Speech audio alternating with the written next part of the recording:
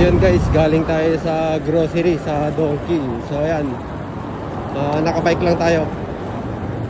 Pwede akong mag-train papunta ron, pero matagal kasi yung train, matagal maghintay. So nagbike na lang ako kasi maganda yung panahon, makulimlim. Yan, ganito yung daan dito. Yan, kung napapansin nyo, sobrang linis. Wala kayong makikitang mga basura sa gilid. So bumili na rin ako ng holder ng cellphone na ito para makapag-video ako, kasi bawal mag-cellphone dito pag nakabike. Pwede kang magmulta ng hanggang 5 lapad o makulong.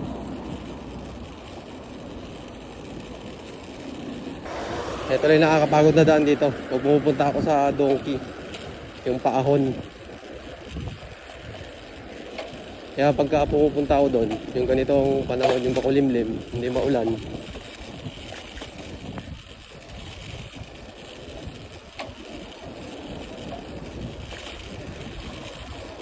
magtataglamig na rin kasi dito sa Japan, yung papasok na yung autumn season, yung taglagas. So yun yung maganda, yun yung pinakagusto kong panahon dito sa Japan. Hindi masyadong malamig. Hiningal ako.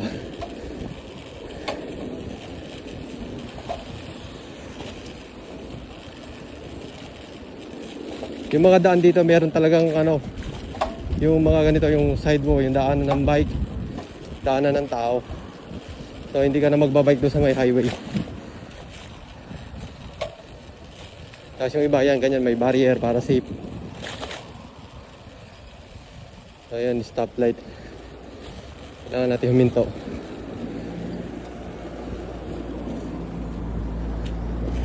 Grabe, hindi nga lang ako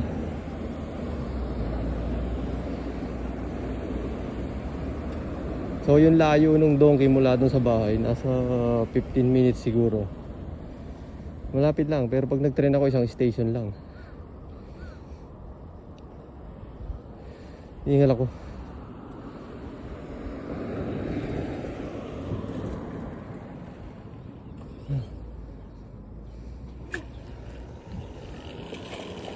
So yung mga nagme-message pala sa akin, mga nagko-comment na magkano yung sahod ko dito sa Japan. So hintayin nyo po yung gagawin kong video, kasi ipapaliwanag ko yung tungkol dito sa sahod sa Japan, kasi hindi lahat ng nagpupunta dito napupunta sa maayos na kumpanya, maganda yung magpasahod.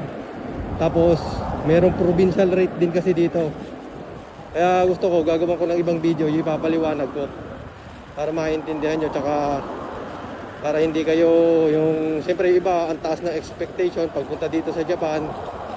100,000 ang iniisip nilang sahod nila, pero hindi nila alam yung mga kaltas na dito. Kaya gusto ko maipaliwanag ng mabuti para maintindihan nyo yung mga gustong pumunta dito sa Japan. So yan, hintayin nyo lang yung gagawin kong video guys.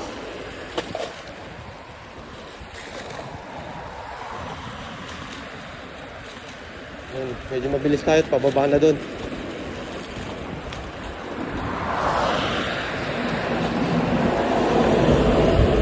Pag day off ko talaga, gusto ko yung lumalabas ako, yung nagbabike ako, exercise na rin. Kasi nakakabagot minsan sa kwarto, maghapon ka lang nakahiga. So dito, lagi ako nagbibisikleta, nag-e-explore ako. Minsan ito yung gamit ko. Pagka ginagamit ko to, yun yung pupunta talaga ako sa grocery, may bibili na ako kasi may basket to. Ito yung inisyo sa akin ng company, pero meron ako sariling bike doon na binili. So madalang ko magamit yun. Kasi pag lumabas ako, lagi naman akong nag-grocery, kaya ito lagi yung ginagamit ko. Oh, stoplight na naman.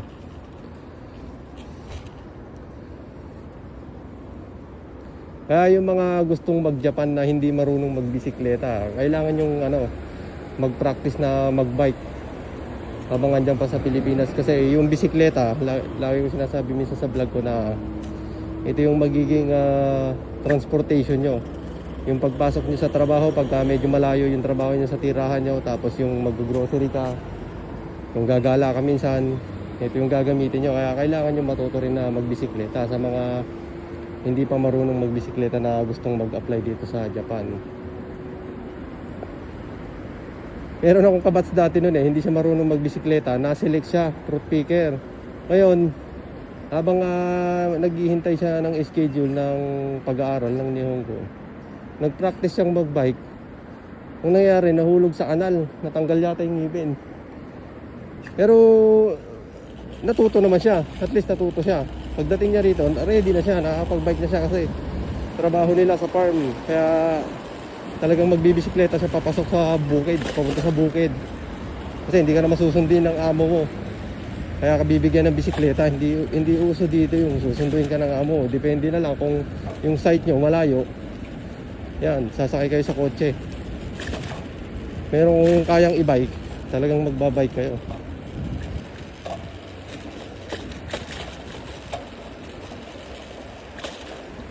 Tsaka sarap magbike dito, talagang yung mga yung tanawin ba, yung mga view. Yan minsan, ma-amaze ka rin minsan kasi iba sa atin. Iba dito. Kaya itong bike na to, mag-aapat na taon ko nang ginagamit to. Pero ang tibay pa rin. Sulit na sa akin to dahil halos naiikot ko na itong Toyokawa City gamit lang itong bike na to. Nakakarating pa ako sa kabilang bayan sa Toyohashi. Gala kasi ako, basta nakabike lang.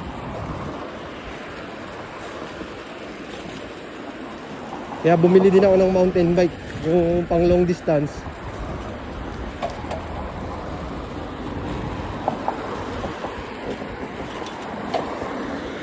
Masyadong mabilis.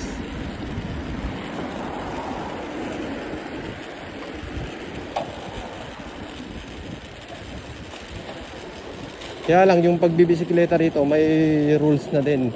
Mahigpit na rin. Merong lugar na mandatory na yung paggamit ng helmet, pero dito sa amin hindi pa naman. Tapos bawal kang magbisikleta nang nakainom. Pagka na-check ka ng pulis, kasi may pan-test sila, yung hihinga ka lang, malalaman nila na nakainom ka kahit konti lang. So malaki yung multa. Yung isang TikToker na napanood ko, babae, nasita siya, nakainom. Ang naging multa niya mahigit 10 lapad o 100,000 yen. So sobrang mahal. Pinapili siya kung babayaran niya yon o makukulong siya ng 22 days. Siyempre ayaw niya makulong, kaya nagbayad na lang siya. Biruin mo gano'ng kalaking pera yon, 39,000 pesos na to 40,000 pesos. Gano'ng kamahal dahil lang nakainom ka na nagbibisikleta. So kaya pag andito ay sa Japan, wag kayo makikipag-inuman kung nakabike lang kayo. Pwede naman kayong kung makikipag-inuman kayo, doon na lang kayo matulog sa kaibigan nyo. Mahigpit dito yung batas dito sa bisikleta. Stoplight na naman. So malapit na tayo sa bahay.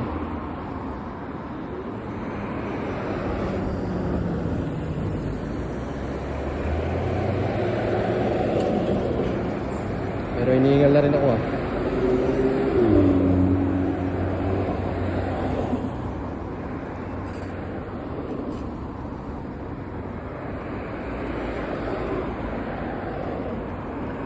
Pati yung dito, yung pag nag-beat ka ng red light, tumawid ka na naka-red light, tapos natsambahan ka ng polis, sigurado multa o kulong. Kailangan susunod ka talaga sa batas dito pagka nakabike ka. Tapos pagka halimbawa may nakabangga kayo ng bisikleta, pares kayong bisikleta nagkabanggaan, kailangan i-report ka sa pulis.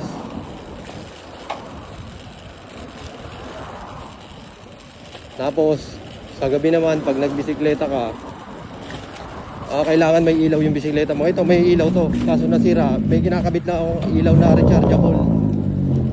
So hindi ka rin pwedeng magbisikleta nang walang ilaw yung bisikleta mo.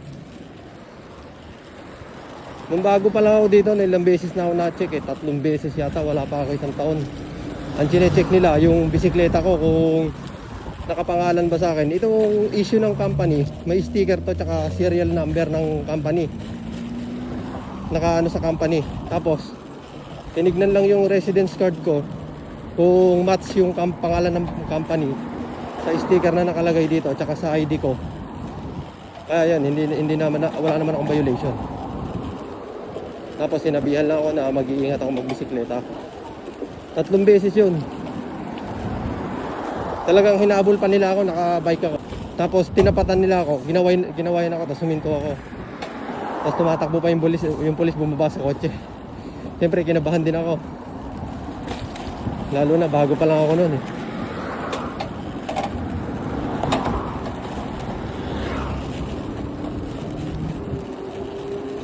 Tingnan nyo guys, oh, talaga may sariling daan na yung mga bisikleta dito. Pero pwede ka rin mag-bike dyan sa may highway na yan. Kaso, delikado. Ang dami sasakyan. Dito na lang sa gilid. Ganda ng kotse. Ayan guys, ayun, may 7-Eleven din dito. Nakita nyo. Ikot tayo. Ayan guys, 7-Eleven. Daan pa tayo sa tubig.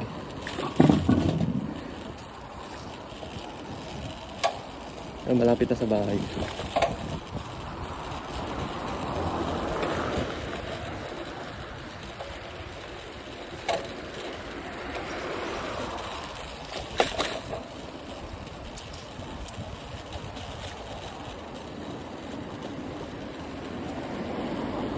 Tingnan nyo guys, hihinto yan. Tapos ito isang to, nasa kanan ko, ayan. Priority dito yung mga pedestrian, tapos mga nakabike. Hindi katulad sa atin, dyan sa Pilipinas. Pag nakakotse, siga. Walang pakialam sa pedestrian. Yun yung nakikita ko lagi, especially sa Manila. Pero dito, priority yung mga pedestrian, mga nakabike. Talagang hihinto sila, tapos ang gagawin mo naman, magte-thank you ka, yung magbabaw ka.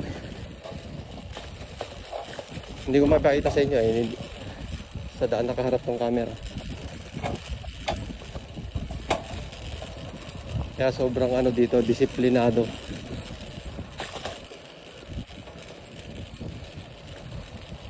So itong lugar ko na to, parang barangay Inacho ang pangalan niya. Kumbaga sa atin parang barangay Inacho, Toyokawa City, probinsya ng Aichi. Tinitignan ako matanda na kasalubo ko. Sabi siguro ba't nagsasalita yan.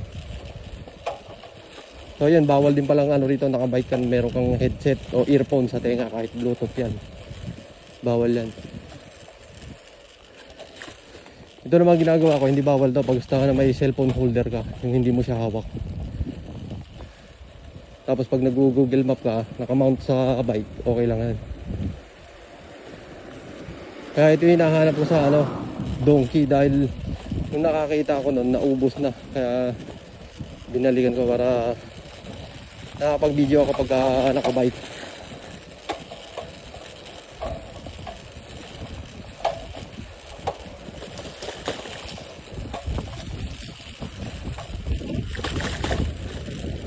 Okay guys, dito na tayo. Ayan, shop namin. Ito yung opisina. Sa likod naman yung apartment namin. Ayan, ito, yung kulay gray. Ito yung parking ng bike namin.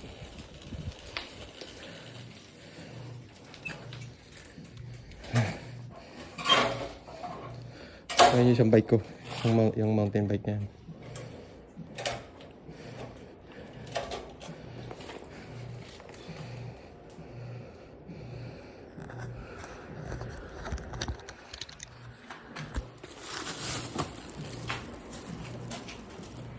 Okay guys, hanggang dito na lang yung video na ito.